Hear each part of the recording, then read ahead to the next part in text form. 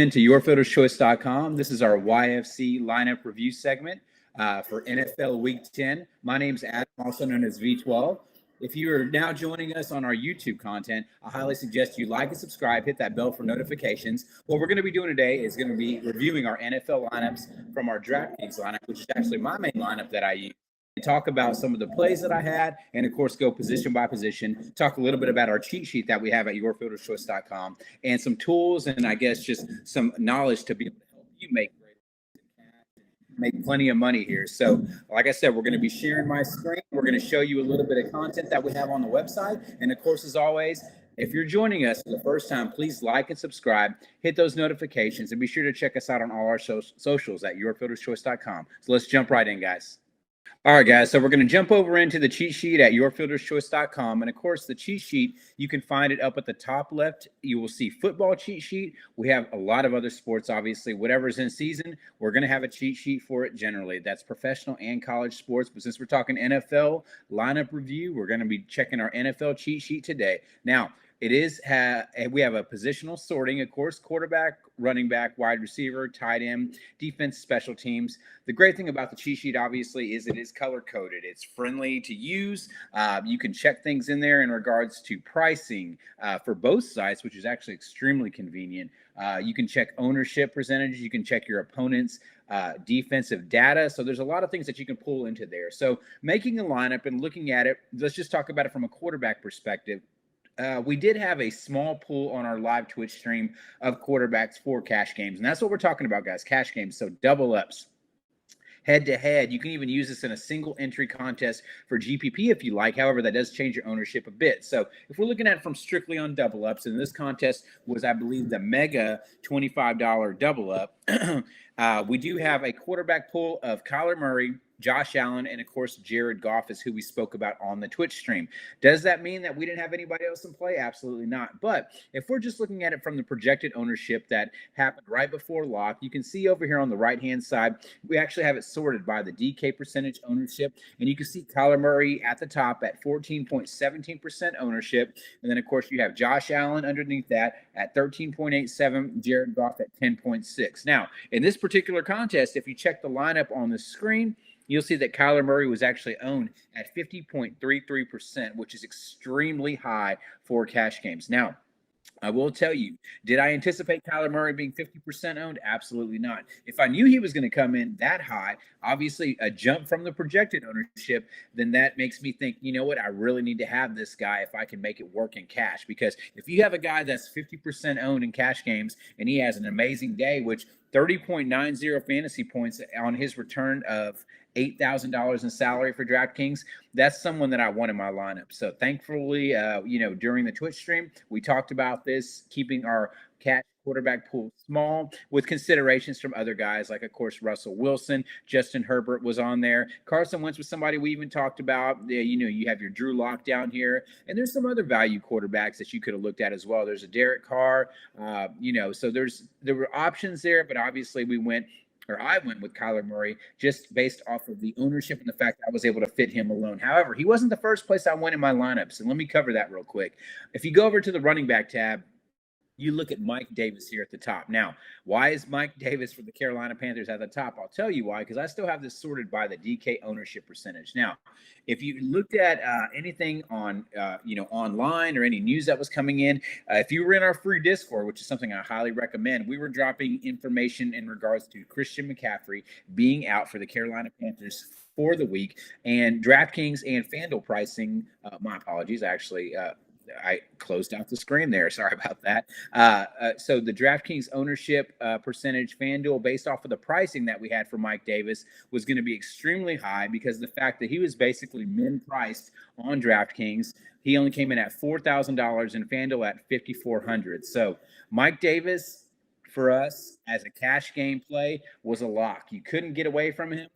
Projected ownership over 50% in cash games. He actually came in at 79.93% here from the running back standpoint. An 80% running back in cash. If you do not own him and he does anything at all, you're actually going to be sunk in your lineup. So that's where ownership plays a huge percentage. We had to play him here. It was an auto play, and we were going to build from there. So Mike Davis was an absolute lock here.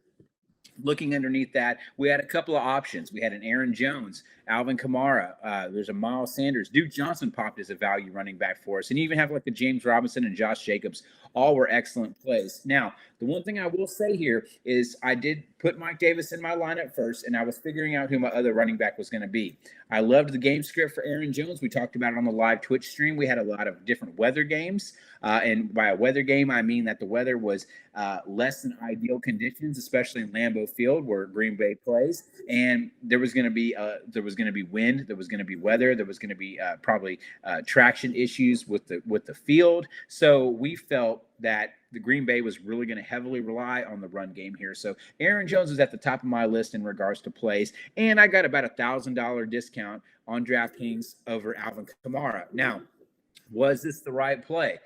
You have to ask that question. Alvin Kamara obviously had a banner day. He completely smashed with multiple touchdowns on this effort. But I mean, it's the thing. Could I fit him if I wanted to go Kyler Murray at quarterback or get some of the receivers that I got? I probably couldn't. So I went away from that and I took Aaron Jones instead. But obviously, he didn't pay off like I thought he would. However, he was 73.68% owned in this particular contest. So I nailed the chalk there.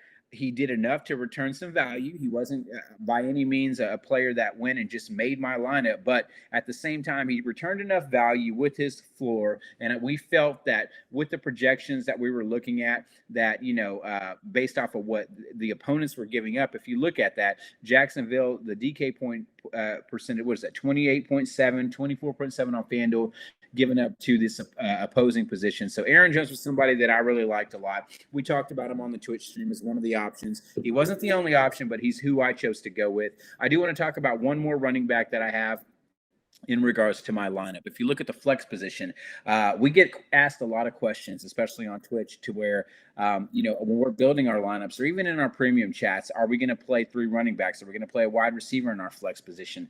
Honestly, the only answer we can give you is whatever you feel comfortable with. Now, it's not saying that you have to build with 3 running backs. You have to build with a value wide receiver, whoever there. But obviously, running backs get a lot of touches. They become focal points of the offense, and they're involved in multiple game scripts. If they're down near the goal line, obviously they can run touchdowns in. If they're involved in the passing game and a team is behind, that means you're going to get more passes to that running back. So obviously those are going to be options for us there. I really like the game script with Miles Sanders.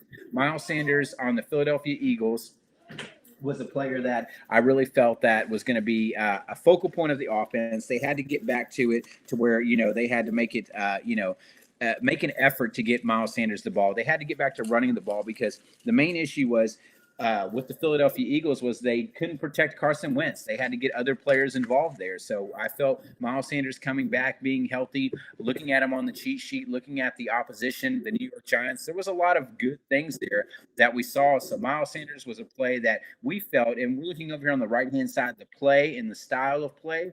He was a cash and GPP play. You can look at Alvin Kamara, Aaron Jones, cash GPP plays. So these are players that we felt comfortable playing in cash and GPP because of their floor and the possible ceiling that they could have. So obviously, when I'm looking at the cheat sheet and I'm seeing that, or we're talking about it on Twitch, and we categorize them as a cash play or a GPP play. Now, if it just says GPP only, that usually means that the floor for that player is not very safe, but the ceiling can be there.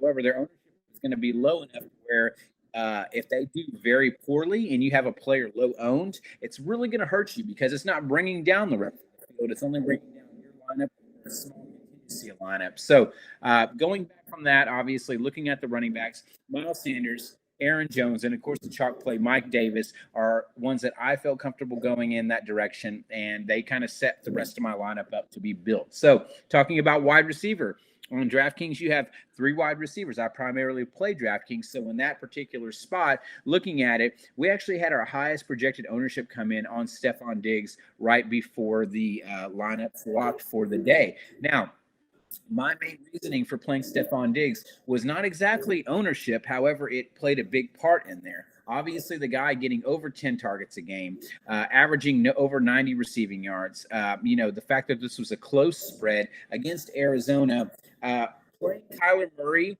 I really wanted to play another piece of this game on the other end to kind of run it back. So Stephon Diggs was kind of the piece that I personally liked. Now I looked at a John Brown, I looked at Cole Beasley.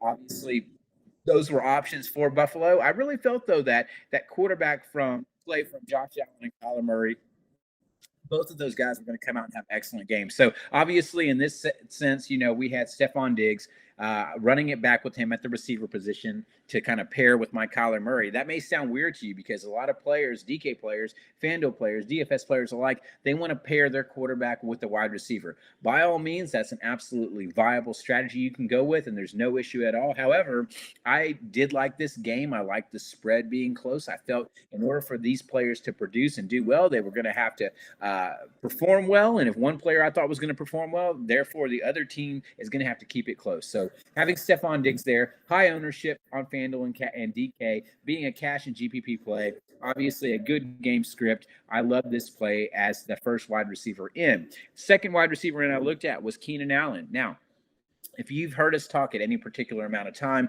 on Twitch or looked at some of Devin's top plays or our mismatches article, which covers our GPP plays, you'll know that we love Keenan Allen. We love the Chargers offense. Keenan Allen actually came in higher owned than Stephon Diggs when it was all said and done at 52.94% in this particular contest. I felt a lot of that had to do with the fact that his pricing on DK at 7,100 and on FanDuel at 7,800 put them in essentially this value tier of wide receivers. Devontae Adams has been performing like an all-pro MVP caliber type of receiver, with the fact that his salary has jumped over $9K on both sides. So he was definitely viable. However, in a weather game, I really felt like going away from the receiving aspect of it. Playing Aaron Jones gave us a part of that game in the running back position. So wide receivers going to Keenan Allen. We felt safe with the target share, almost 11 targets a game, 81.4 averages on the reception yards per game. The opponent that he was facing with Miami did not have any particular shutdown corners. We felt like, they were an attack-oriented, defense, to where they were going to give up some possessions and big plays, and they were going to be able to move the ball down the field, especially with no Austin Eckler. Keenan Allen's going to become in play for that offense as a primary piece. However, he didn't pay off. 52% owned, almost 53%. Ownership-wise, it didn't kill me. It didn't kill us if we played him.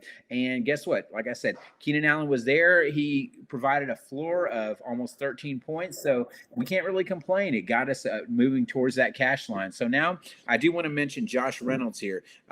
Josh Reynolds was a value play that I personally liked a lot, probably more than the field.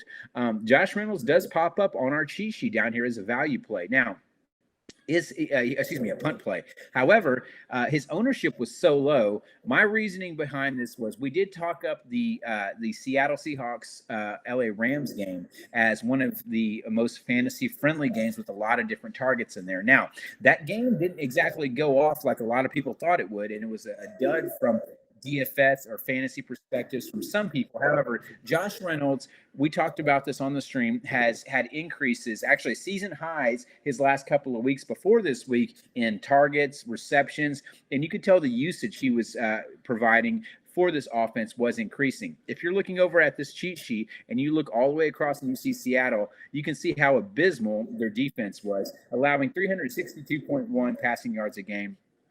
Almost 500 yards of total offense, 30 points a game. The defense, the cornerbacks, just the overall plays that they had against this team were very bad. Cooper Kupp, Robert Woods, even their tight ends, passes to the running back, out of the backfield. Everything was in play. Was one of the reasons we liked Jared Goff as the value play. But Josh Reynolds came in as, for me, pretty much the best value play there. I really liked at 3K, I believe we had Jakeem Grant, who was another amazing play. I know Devin was very high on him on the Twitch stream, but he came through and returned a lot of value as well. On the other side of that Chargers Miami game. But I fell on Josh Reynolds, 3,500, 12% ownership, almost 20 points, 17.4 return at a 3.5K salary is phenomenal. He was only 5K on FanDuel, which is extremely cheap for a wide receiver. So Josh Reynolds, somebody that we loved at YFC, as a punt play, but we talked about more the day of on our Twitch stream as a value play.